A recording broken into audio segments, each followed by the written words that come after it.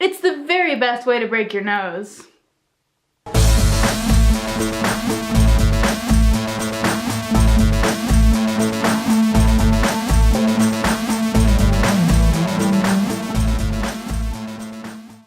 In every place you work, there are moments that you just cannot believe. Today I thought I would talk about the 3 greatest of these from my stripping life. A lot of people think that the strip club is a great place to come on drugs. There is always someone coming in after smoking in their car, smelling like a skunk got them good. But there are also plenty using ecstasy, Ritalin, lots of ED medication, cocaine, or even meth.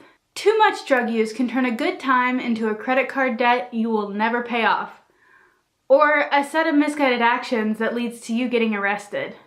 At best, it's a good way to end up on this show for being funny while being stupid. One fella showed up around 6:30 in the afternoon before anyone else. My coworkers and I were just sitting out waiting, and he walked over and grabbed the first dancer he saw. He got a couple dances from her and then went straight to the bathroom for a very long time.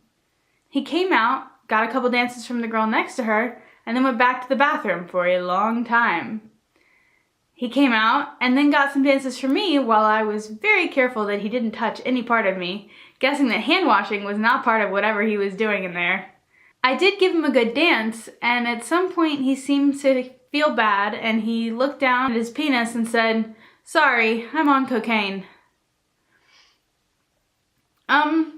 Okay, I said. I wasn't really all that worried. When we got out, he went back to the bathroom. And as he was getting out of the bathroom, our manager, who was also a dancer, arrived. When he came out, he looked at her, and she, probably trying to set a good example for all of us, wrapped an arm around him and grabbed his hand. Every dancer sitting there winced and watched them walk back with wide eyes. I don't know if anybody ever told her that she needed to go wash her hands.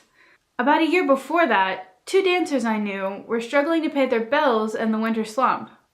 I took them to a club an hour away to compete in an amateur competition, which was where girls who didn't work at that club already, including girls who had never worked at any club, would dance on stage for about a minute each in hopes of winning a cash prize or getting a job there. I figured we might all come away with money, and if we didn't, we'd at least have a job so we'd have more options for the dead part of the year.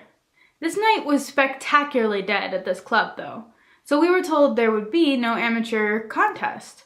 Instead, the managers were picking from the girls who had shown up, just based on looks, who would have a job. The first of the 3 of us to go and ask was told no, she had to come back and compete in the competition in order to get a job. I went up to check and see if that was the case for everybody, and was hired on the spot.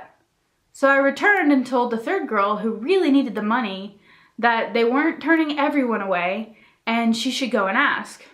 When she did go and ask, they told her no, she had to come back and compete.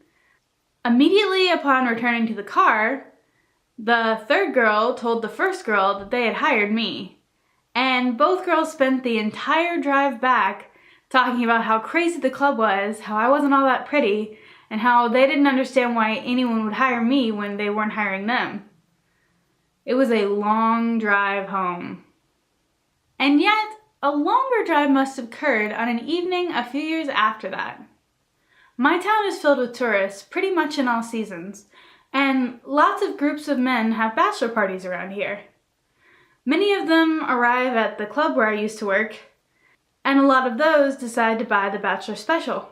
This involves a 4-girl lap dance on stage, with the chair set right in front of the pole, while the DJ heckles the people and the crowd cheers.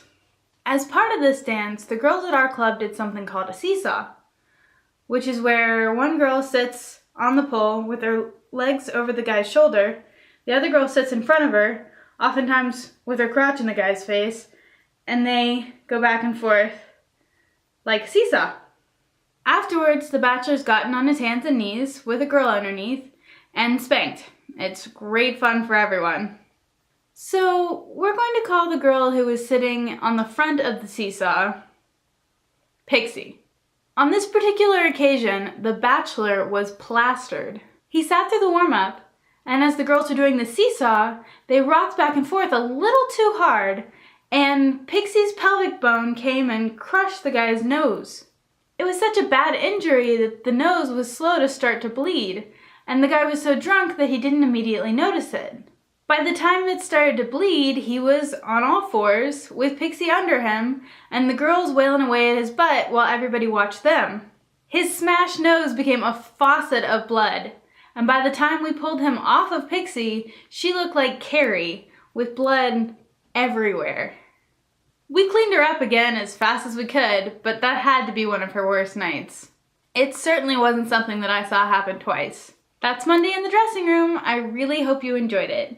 If you'd like to hear more stories from the strip club, like, subscribe, and click on the links that are going up on either side of me.